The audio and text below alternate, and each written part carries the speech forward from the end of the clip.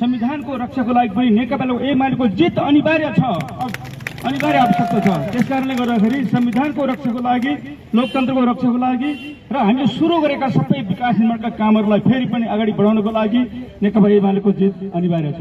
तपाईँको फेसबुक चाहिँ हल्ला चलाइरहेछ, हल्ला फेसबुकमा, हल्ला सडकमा मत नेकपा एमालेको सुरक्षामा पार्नुपर्छ हामीले। त्यसकारणले त्यो हल्ला गरिरहन्छ, एकैजनाले हजारौँ चाहिँ पोस्ट गरिराखेका हुन्छ, फेक आइडीहरू चाहिँ निर्माण गरेर चाहिँ तपाईँको अनेक चाहिँ गरिराखेका हुन्छ। यो अराजकतालाई अन्त्य गर्नको लागि पनि नेकपा एमालेको सरकार चाहिन्छ। नेकपा एमालेको सरकार हुन लागि लमजुङ जिल्ला पनि हामीले जित्नुपर्छ, जिताएर पठाउनुपर्छ हाम्रो उम्मेदवारलाई। त्यही सबैले यसमा चाहिँ योगदान दिनको लागि म हार्दिक अनुरोध गर्न चाहन्छु। त्यसैले आज जसरी हाम्रो पार्टीमाथि आक्रमण भइरहेछ, लोकतन्त्रमाथि आक्रमण भइरहेछ, नेपाली कांग्रेस जुन पार्टी यो लोकतन्त्रलाई यत्रो चाहिँ भूमिका निर्वाह गरेको पार्टी हो, नेपाली कांग्रेसलाई योजनाका साथ विभाजन गरियो। नेपाली कांग्रेस किन विभाजन गरेको? नेकपा एमालेसँग मिलेर उसले काम गर्यो, नेकपा एमालेसँग मिलेर नेकपा एमालेको साथ दियो। त्यसकारणले नेकपा एमाले साथ दिने चाहिँ पार्टीलाई चाहिँ हामीले कमजोर बनाउनुपर्छ। उनीहरूले कांग्रेसलाई पनि फुटाएर कांग्रेस अलिक कमजोर बनाएको छ।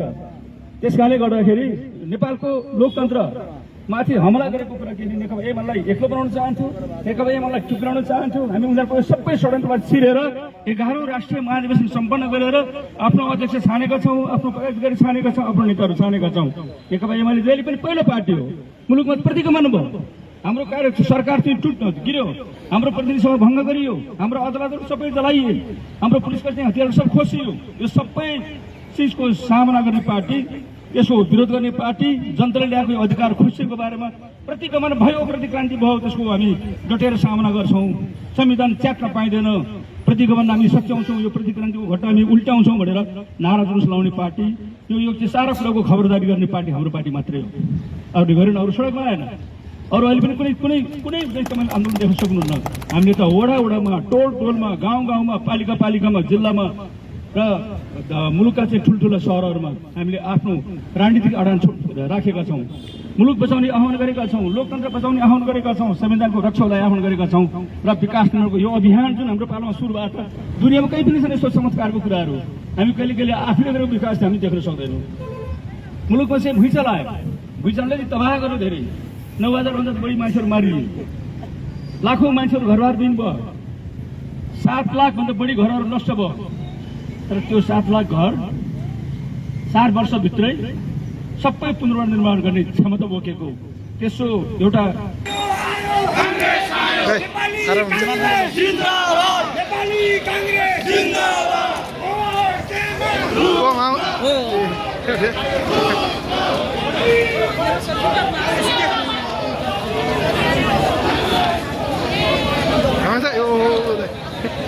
ठिक छ।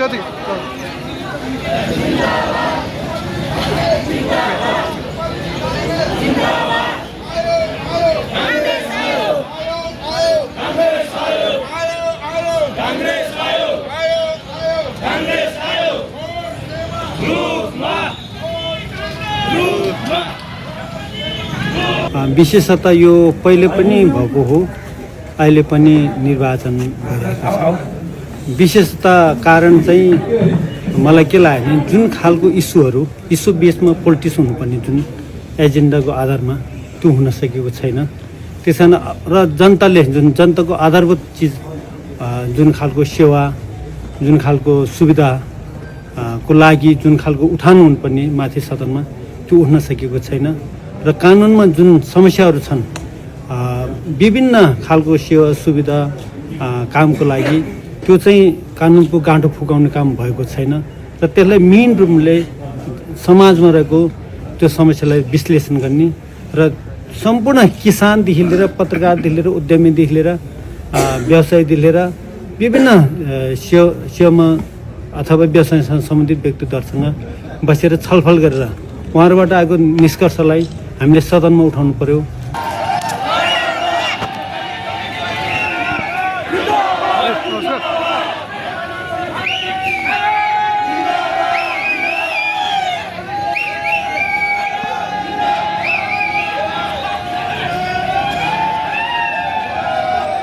अहिले किन चाहिँ निर्वाचन हुँदैछ भन्ने कुरा हामी सबैलाई थाहा छ।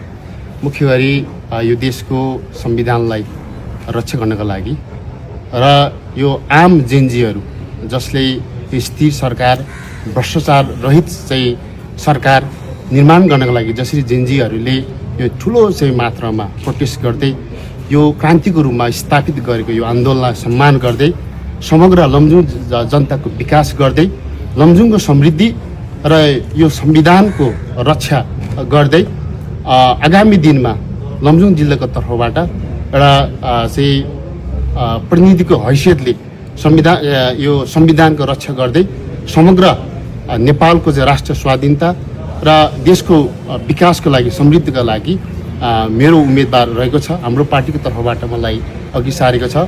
हामी सबैलाई थाहा छ, मुख्य गरी लमजुङ जिल्लाको सन्दर्भमा भन्ने बेलामा चाहिँ हामीले सडकको कुरा, यहाँको पूर्वाधारको कुरा, हामीले कोरिडोर बेसिस एकीकृत योजनाहरूलाई विशेष प्राथमिकता दिनेछौँ। त्यसको डिपिआर गरेर थप चाहिँ विकास निर्माण गर्दै गरिरहन्छौँ। त्यस्तै गरी हामीले अल्पसङ्ख्यक अथवा सीमान्तकृत समुदायहरूको विशेष संविधान बमोजिम स्वायत्त क्षेत्र, संरक्षित क्षेत्रहरूको चाहिँ अधिकतम रूपमा चाहिँ त्यसलाई कार्यान्वयन गर्ने चाहिँ अगाडि बढ्नेछौँ।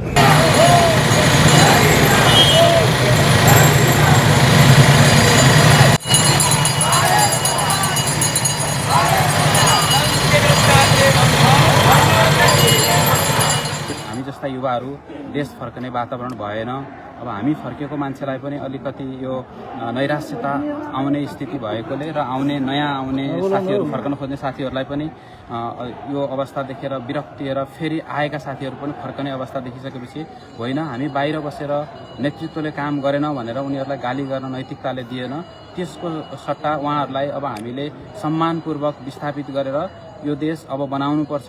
हामी युवाले नबनाए कसले बनाउने, अहिले नबनाए कसले बनाउने, एउटा पुस्ताले देश बनाउनको लागि योगदान दिनै पर्छ भन्ने प्रण गरेर हामी राजनीतिमा एउटा वैकल्पिक शक्ति मार्फत राजनीतिमा आयौँ। हामीलाई विभिन्न किसिमले देशमा भइरहेका कुशासन, भ्रष्टाचार, व्यथितिहरू लगायत धेरै विकासका कठिनाइहरू छन्। विकास हामीले जुन गतिमा विकास हुन पर्थ्यो त्यो देखेनौँ र तिनीहरूलाई अब सम्भव तुल्याउनुपर्छ भनेर हामी राजनीतिक परिवर्तन गरेर यसलाई जनताको अवस्था परिवर्तन गर्नुपर्छ भनेर आएका छौँ।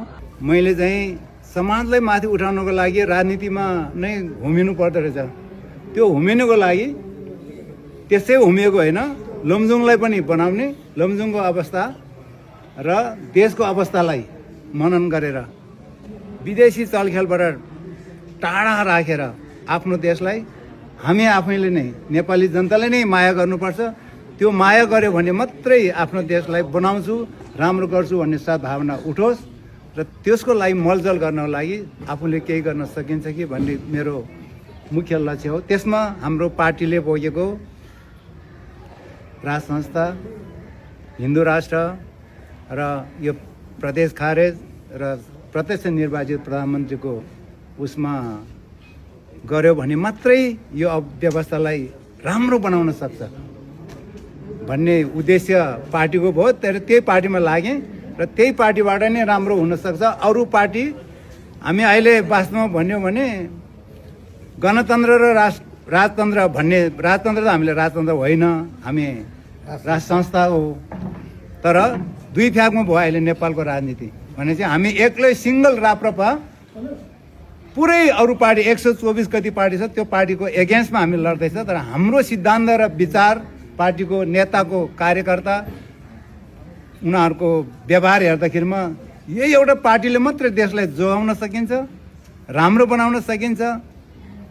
विदेशमा गएर भाँडा माझ्नु परेको हाम्रो दाजुभाइहरूको जीवनमा केही रमाइलो सुगन्ध ल्याउन सकिन्छ भन्ने विचारले यो पार्टीमा लागेको।